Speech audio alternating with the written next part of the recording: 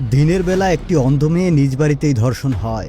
মেয়েটি তার ধর্ষণের বিচার নিতে কোর্টে যায়, কিন্তু মেয়েটির এই অন্ধত্ব তার ন্যায় বিচারের বাধা হয়ে দাঁড়ায়। একে তো ধর্ষণকারীকে কেউ দেখেনি, তারপরে ধর্ষণকারী কোনো প্রমাণও রেখে যায়নি। এমন পরিস্থিতিতে মেয়েটা হার না মেনেই লড়াই করে যায়, কিন্তু মেয়েটি কি আদৌ ন্যায় বিচার পাবে? আর পেলেও বা সেটা কিভাবে? জানতে হলে তোমাদেরকে সম্পূর্ণ ভিডিওটি দেখতে হবে। তো বন্ধুরা, আর বেশি স্পয়লার না দিয়ে চলো সরাসরি গল্পে ঢুকে পড়া যাক। মুভির শুরুতে আমরা দেখতে পাই একদল পুলিশ অফিসারকে একজন লোক অপরাধের খবর দিয়ে ডেকে আনে। পুলিশরা আসার পর জানতে পারে মায়া নামের একজন অন্ধ মেয়েকে ধর্ষণ করা হয়েছে। পুলিশ মেয়েটিকে জিজ্ঞাসা করতে শুরু করে। মেয়েটি তখন বলে, সেদিন আমি বাড়িতে একাই ছিলাম, কিন্তু যেহেতু আমি চোখে দেখতে পাই না, তাই ধর্ষণকারীকে আমি চিনতে পারিনি। এরপর মায়ার পরিবারের সবাই থানা থেকে বাসায় ফিরে আসে। রাতে বাড়ি ফেরার পর মেয়েটি তার ঘরে ঘুমিয়ে পড়ে। পরের দিন সকালে মায়ার বাবা আবারও পুলিশ অফিসারদেরকে বাসায় ডেকে আনে। তখন সে তাদেরকে মাটির তৈরি একটি মানুষের ভাস্কর্য দেখায়। মায়া অন্ধ হলেও সে একজন ভালো মানের আর্টিস্ট ছিল। তখন তার বাবা পুলিশ অফিসারদেরকে বলে, মায়াকে যে ধর্ষণ করেছে এই সেই ধর্ষণকারী। তখন পুলিশ অফিসাররা মায়ার বাবাকে বলে, মায়া অন্ধ হওয়া সত্ত্বেও সে কিভাবে এই মানুষের মুখটি চিহ্নিত করলো। তখনই মায়া পুলিশ অফিসারদেরকে বলে ওঠে, যখন তাকে সেই লোকটি ধর্ষণ করেছিল সে তার মুখটি তখনই স্পর্শ করে দেখছিল। মায়ার বাবা পুলিশকে জানায় যে তাদের একটি ছেলের উপর সন্দেহ রয়েছে। এই ঘটনা ঘটার একদিন আগে ওই মূর্তির মতো দেখতে একজন লোক তাদের বাড়িতে এসেছিল ঠিকানা চাইতে। সেই ছেলেটি মূলত মায়াদের প্রতিবেশীর বাড়িতে এসেছিল। পুলিশ তখন তাদের প্রতিবেশী বিনোদ নামের একটি ছেলেকে এই বিষয়ে জিজ্ঞাসা করে। পুলিশ বিনোদকে বলে, ছেলেটি তোমার কি হয়? বিনোদ তখন বলে, সে আমার খুবই ভালো বন্ধু। আর সেই ছেলেটির নাম ছিল মাইকেল, যে কিনা তারই সহপাঠী। মাইকেল তার বিয়েতে বিনোদকে নিমন্ত্রণ জানাতে এসেছিল। পুলিশ বিনোদের থেকে খবর নিয়ে মাইকেলকে এয়ারপোর্ট থেকে আটক করে। থানায় অনেকগুলো মানুষের মধ্যে মাইকেলকে দাঁড় করানো হয় এবং মায়াকে বলা হয় মাইকেলকে খুঁজে বের করার জন্য। মায়া সেখানে থাকা সকল লোকদের চেহারা স্পর্শ করে দেখতে থাকে এবং এক পর্যায়ে মাইকেলের চেহারা স্পর্শ করে তাকে চিনে ফেলে। পুলিশ তখনই মাইকেলকে শনাক্ত করে ফেলে এবং এই ঘটনাটি সমস্ত জায়গায় ছড়িয়ে পড়ে। আসলে মাইকেল ছিল একজন বড় বিজনেসম্যানের ছেলে। মাইকেলের বাবা তার ছেলেকে বাঁচানোর জন্য রাজশেখর নামের একজন স্বনামধন্য উকিলকে দায়িত্ব দেন। রাজশেখরের মেয়েও ছিল একজন আইনজীবী। সে তার মেয়েকে নিয়ে মাইকেলের বাবার কাছে এসে পৌঁছায়। রাজশেখর মাইকেলের বাবাকে জানায় মায়ার বাবার আরও একজন স্ত্রী রয়েছে এবং তার আরও দুটি ছেলে রয়েছে। রাজশেখর তখন মাইকেলের বাবাকে বলে, প্রথমে আমরা তাদেরকে টাকার লোভ দেখিয়ে মামলা সরিয়ে নিতে বলতে পারি। আর ঠিক তখনই মায়ার দুই সৎ ভাইকে ডেকে আনা হয়। তখন রাজশেখর মায়ার ভাইদেরকে বলে, তোমাদের বোর্ডকে বেশ কিছু টাকা দিয়ে দেওয়া হবে, তোমরা তোমার বাবাকে বলো মামলাটি উঠিয়ে নিতে। এরপরই আমরা দেখতে পাই মায়ার ভাইরা তার বাবাকে বোঝাতে এসেছে। তারা তার বাবাকে বলে, পুলিশের ঝামেলায় পড়লে আমাদেরকে অসম্মানিত হতে হবে। তারা এই ভয় দেখিয়ে তার বাবাকে ছলে বলে কৌশলে বোঝাতে চায়। তারা আরো বলে, মাইকেলের বাবা একজন বড় মাপের ব্যবসায়ী, সে যে কোনো মূল্যে মাইকেলকে জেল থেকে ছাড়িয়ে আনবে।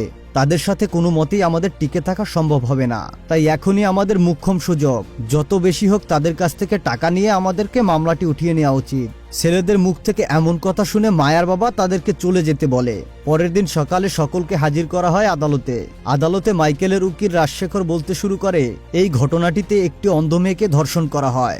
আসামি কোনো প্রমাণ না রেখে সেখান থেকে পালিয়ে যায়। আসলে যে মেয়ে তার চোখেই দেখতে পায় না, সে কিভাবে একজন মানুষের মূর্তি বানায়? আর পুলিশে সেটাকে সত্য মনে করে মাইকেলকে ধরে হাজতে ভরে দেয়। এখানে রাজশেখর আরো বলে, মায়ার শরীরে ধর্ষণকারীর কোনো চিহ্নই পাওয়া যায়নি, তাই এটি একটি বানোয়াট এবং মিথ্যা মামলা। আর ঠিক তখনই মায়ার পক্ষ থেকে একজন সরকারি উকিল তার মতামত দিতে শুরু করে, কিন্তু সে কিছুতেই রাজশেখরের সাথে যুক্তিতর্কতে পেরে উঠছিল না। উপযুক্ত কোনো প্রমাণ না দিতে পারায় মাইকেল সেবার জামিনে বাইরে চলে আসে। জামিনে ছাড়া পাওয়ার পর মাইকেলের উকিল শেখর মাইকেলকে জিজ্ঞাসা করে, তুমি সেদিন যে সমস্ত ঘটনা ঘটিয়েছে আমার কাছে সবকিছুই সত্যি বলো, তা না হলে কোনোভাবেই তোমাকে বাঁচানো সম্ভব হবে না। তখনই মাইকেল শেখরকে সমস্ত ঘটনা জানায়। পরের দিন সকালে মায়ার মামলার তদন্তকারী পুলিশ অফিসার মায়ার বাবাকে জানায়, অত্যন্ত হাই প্রোফাইল লোকের সাথে মামলায় জড়ানোর কারণে হয়তোবা তাদেরকে মামলা থেকে সরিয়ে দেওয়া হতে পারে। এজন্য পুলিশ অফিসার তাদেরকে বলে, তাদেরকে এজন্য একজন অভিজ্ঞ উকিল দরকার, আর সে কারণে তাদেরকে আদালতে আবেদন করতে হবে। এবং সে তাকে আরো বলে, তাকে না জানিয়ে কোনো কাজই যেন তারা নিজেরা না করে। মামলাটি বানচাল করে দিতে কিছু মানুষ মায়ার বাবার কাছে আসে, কিন্তু মায়ার বাবা তাদের কোনো কথাই পাত্তা দেন না। তখনই সেই তদন্তকারী পুলিশ অফিসার বিজয় মোহন নামের একজন সাসপেন্ডেড লয়ারের সাথে দেখা করতে যায় আর তার সাথে সমস্ত ঘটনা খুলে বলে। তখন পুলিশ ইন্সপেক্টর আরো বলে যে আপনাকে আমরা মায়া মামলার আইনজীবী হিসেবে দেখতে চাই। তখন সেই আইনজীবী তাদেরকে জানায়, আমি দীর্ঘদিন ধরে এই পেশা থেকে অব্যাহতি নিয়েছি, তাই হয়তোবা আমি ধারণা করছি আমার দ্বারা এই মামলা লড়া ঠিক হবে না। বারবার অনুরোধ করার পরও বিজয় কোনোভাবেই রাজি হচ্ছিল না, তাই সকলের রিকোয়েস্টে সে মায়ার বাড়িতে মায়ের সাথে একবার দেখা করতে যায়। বিজয় তখন মায়ার সাথে কথা বলতে থাকে। সে মায়াকে বলে, আমি দীর্ঘদিন যাবৎ আইনি পেশার সাথে নিযুক্ত নই এবং আমি আমার আত্মবিশ্বাসও হারিয়ে ফেলেছি, তাই আমার দ্বারা সম্ভব হবে না তোমার এই মামলাটা লড়ার। তখনই মায়া বলতে থাকে, আমি খুব অল্প বয়সে আমার বাবা মাকে হারিয়ে ফেলেছি, এরপর আমার দৃষ্টিশক্তিটাও চলে যায়। আমার এই অবস্থার জন্য প্রতিনিয়ত মানুষের কাছে আমার কথা শুনতে হয়। আমি আমার মানসিক শক্তি হারিয়ে ফেলেছি, কিন্তু আমাকে যারা খারাপ বলে তাদেরকে আমি ভয় পাই না। আর আমি ভালো করেই বুঝতে পেরেছি আপনি আমার হয়ে মামলাটা লড়তে চাচ্ছেন না, আর আপনি আমাকে কোনো মতে কষ্টও দিতে চাচ্ছেন না। আমি আপনার সাথে কথা বলে যতটুকু বুঝতে পেরেছি আপনি একজন ভালো মনের মানুষ, তাই আপনি মুখের উপর সরাসরি না করে দিয়ে আমার মনে কষ্ট দিতে চান না।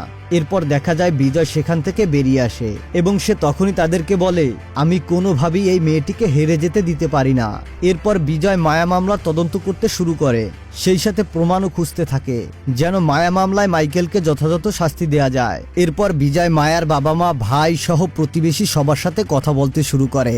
বিজয় যখন আদালতে পৌঁছায় তখন তার সাথে মাইকেলের উকিল শেখর এবং তার মেয়ে পূর্ণিমার সাথে দেখা হয়ে যায়, কিন্তু তারা একে অপরের সাথে কথা বলে না। আসলে এর পিছনে একটা মুখ্য কারণ রয়েছে। কিছু বছর আগে বিজয় রাজশেখরের সহকারী হিসাবে কাজ করতেন, তখন পূর্ণিমা ছিল একজন জুনিয়র ট্রেনার। পরবর্তীতে একসময় দেখা যায় বিজয় এবং পূর্ণিমা একে অপরকে পছন্দ করতে শুরু করে, কিন্তু পূর্ণিমার বাবা অর্থাৎ রাজশেখর এই সম্পর্কটা কোনোভাবেই মেনে নেননি। তাই রাজশেখর মিথ্যা মামলায় বিজয়কে কিছু বছর আইনি পেশা থেকে সরিয়ে দেয়, আর তারপর থেকেই বিজয় আর আইনি পেশায় নিয়মিত ছিলেন না। যাই হোক, এরপরে ঘটনাটা আবার আদালতে ফিরে আসে। এরপর দেখা যায় দুই পক্ষের সকল লোকই উপস্থিত রয়েছেন।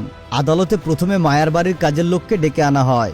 বিজয় তখন তাকে প্রশ্ন করে, সেদিন কি হয়েছিল, আপনি কি কিছু জানেন? তখন সেই মহিলা বলতে শুরু করে, সেদিন সকালে মায়ার বাবা মা একটি বিয়ের অনুষ্ঠানে চলে যাচ্ছিল।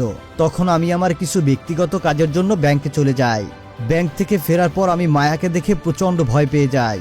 তারপর আমি মায়ার বাবা মাকে ফোন করি, কিন্তু কাউকে আমি ফোনে না পেয়ে তাদের বাড়িতে থাকা প্রতিবেশীদের সমস্ত ঘটনা খুলে বলি। তারপর তাদের প্রতিবেশী পুলিশ অফিসারকে ডেকে আনে। ততক্ষণে মায়ার বাবা মাও বিয়ের অনুষ্ঠান থেকে চলে আসছিল। তারপরে আদালতে বিচারক বিপক্ষ দলের উকিল শেখরকে ওই কাজের মহিলাকে প্রশ্ন করতে বলে। শেখর তখন কাজের মহিলাকে জিজ্ঞাসাবাদ শুরু করে। শেখর বলে তাদের বাড়িতে মোট কতটি চাবি রয়েছে। কাজের মহিলা তখন শেখরকে বলে, বাড়িতে মোট 2টি চাবি রয়েছে, একটি আমার কাছে থাকে এবং অন্যটি মায়ার বাবা নিজের কাছেই। তখন শেখর বলে, তুমি যে তাহলে বাইরে ছিলে এই কথাটা মায়ার বাবা ভালো করেই জানতো, আর সে যদি তখন লুকিয়ে লুকিয়ে বাড়িতে গিয়ে ফিরে আসে তখন সে কথাটা আর কেউ জানবে না।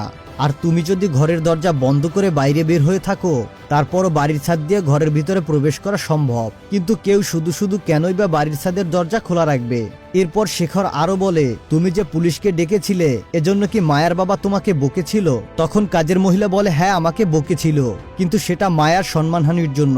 এরপরে আবারও দেখা যায় বিজয়মোহন মায়ার মাকে প্রশ্ন করতে শুরু করে এবং বলে যে, আপনি কি কখনো মাইকেলকে দেখেছেন? তখন মায়ার মা বলে যে, মাইকেল যেদিনকার প্রথম তার বন্ধুর ঠিকানা চাইতে এসেছিল তখন সে তাকে প্রথমেই দেখেছিল, আর হয়তোবা সে সেই দিন তাদের বিয়েতে যাওয়া এবং পরের দিন মায়া একা বাসায় থাকতে এই কথাটা জেনে গিয়েছিল। এরপর বিপক্ষ দলের উকিল মায়ার মাকে প্রশ্ন করতে শুরু করে।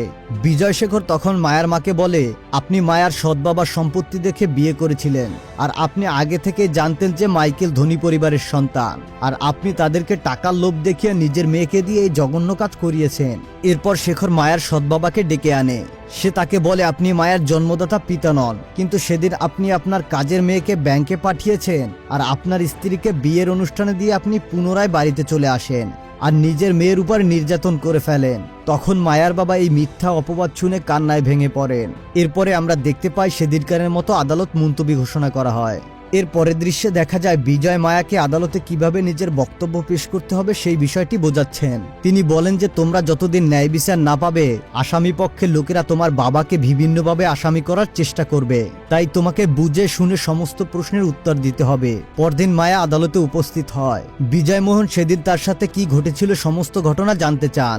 মায়া বলে, সেদিন সবাই বাসা থেকে চলে যাওয়ার পরে আমি গোসল শেষ করে বাইরে বের হয়ে আসি। তখন মাইকেলের দ্বারা আমাকে ধর্ষণের শিকার হতে হয়। এর এরপর বিচারক বিপক্ষ দলের উকিল শেখরকে প্রশ্ন করতে বলেন। এবার শেখর মায়াকে প্রশ্ন করে, তুমি কিভাবে বুঝতে পারলে যে তোমাকে মাইকেলই ধর্ষণ করেছে? মায়া এর উত্তরে বলে, আমি যাতে তাকে চিনতে পারি এজন্য তার চেহারা স্পর্শ করে রেখেছিলাম, কিন্তু আমি নিজের ইচ্ছায় তাকে ছুঁইনি। তখন যদি আমি তাকে বাধা দিতাম হয়তো সে আমাকে মেরেই ফেলতো। এরপর মাইকেলের বন্ধুকে জিজ্ঞাসাবাদের জন্য ডাকা হয়। পরবর্তীতে বিজয় যখন মাইকেলের বন্ধুকে জিজ্ঞাসাবাদ করতে শুরু করে তখন সে নানাভাবে বন্ধুকে বাঁচানোর জন্য মিথ্যা কথা বলতে শুরু করে।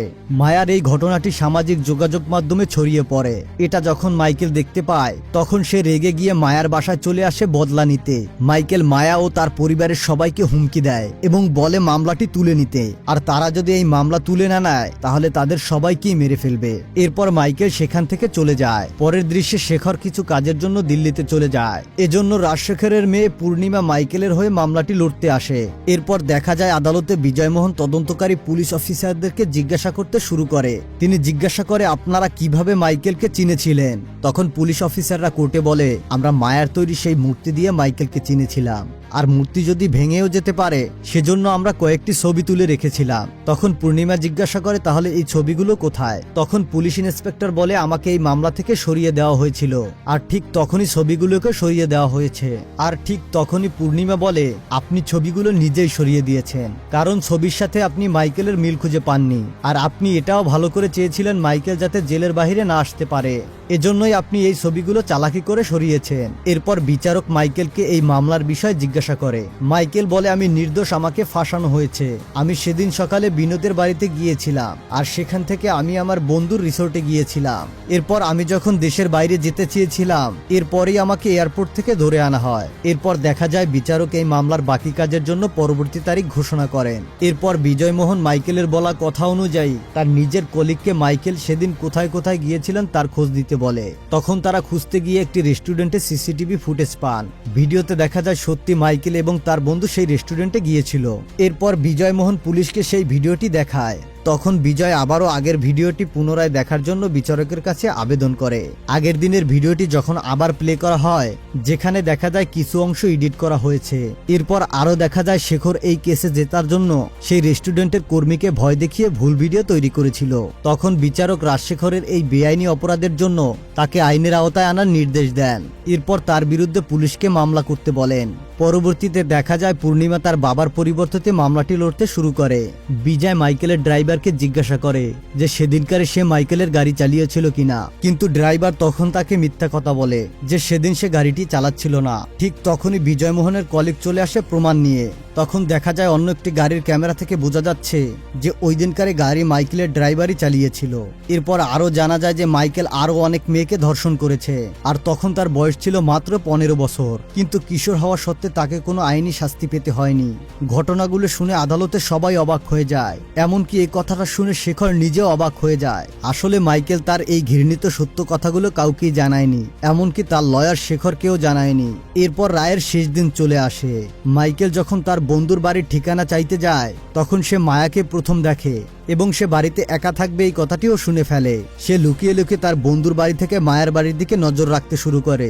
এরপর সে সুযোগ বুঝে তার ড্রাইভারকে ডেকে এনে তার ব্যক্তিগত গাড়িটি অদল বদল করে নেয় আর তাকে রিসোর্টের দিকে এগিয়ে যেতে বলে। এরপর মায়া যখন একা ছিল তখন মাইকেল বাড়ির ছাদে উঠে মায়ার রুমে প্রবেশ করে।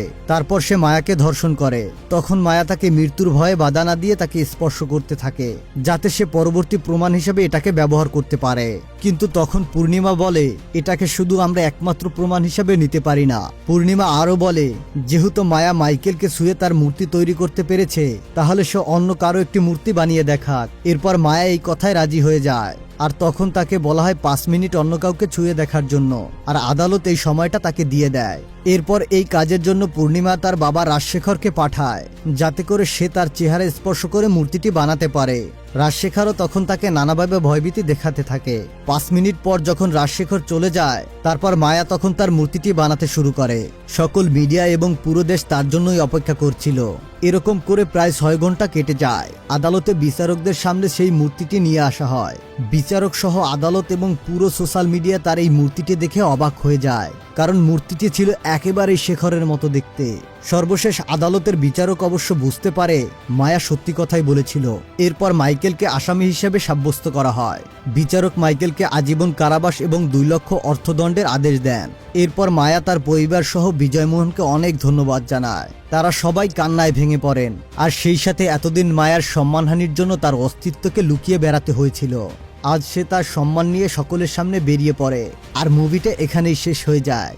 তো বন্ধুরা, তোমাদের কাছে কেমন লেগেছে আজকের এই অসাধারণ মুভিটি অবশ্যই তোমরা কমেন্ট করে জানাবে। আর তোমরা যদি এই চ্যানেলটিকে এখনো সাবস্ক্রাইব করে না থাকো তাহলে এখনই সাবস্ক্রাইব করে দাও। দেখা হচ্ছে পরবর্তী ভিডিও নিয়ে খুব শীঘ্রই। ততদিন পর্যন্ত ভালো থেকো, সুস্থ থেকো, আল্লাহ হাফেজ।